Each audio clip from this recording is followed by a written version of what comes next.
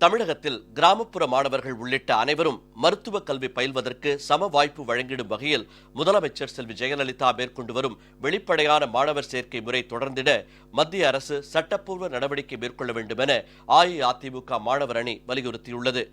சென்னை ராயப்பேட்டையில் உள்ள அஇஅதிமுக தலைமைக் கழக அலுவலகத்தில் கழக மாணவர் அணி ஆலோசனைக் கூட்டம் இன்று நடைபெற்றது. இக்கூட்டத்திற்கு மாணவர் அணி செயலாளர் திரு எஸ்.ஆர். விஜயகுமார் எம்பி தலைமை வகித்தார். இதில் கழக நிர்வாகிகள், மாணவர் அணி மாவட்ட செயலாளர்கள் உள்ளிட்டோர் பங்கேற்றனர்.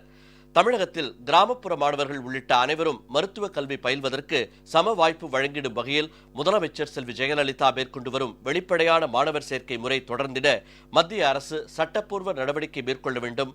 கல்லூரிகளில் புதிதாக சேர்ந்த மாணவர்களை கழகத்தில் உறுப்பினர்களாக சேர்த்தல், உள்ளாட்சி தேர்தலில் சிறப்பான முறையில் பணியாற்றி கழகம் முழுமையான வெற்றி பெறச் செய்தல், ஏழை மாணவிகளான பிரியதர்ஷினி, மேகலா ஆகியோரின் மருத்துவ படிப்புக்கான முழு செலவையும் ஏற்றுக்கொண்ட முதலமைச்சர் செல்வி ஜெயலலிதாவுக்கு நன்றி உள்ளிட்ட 7 தீர்மானங்கள் இக்கூட்டத்தில் நிறைவேற்றப்பட்டன.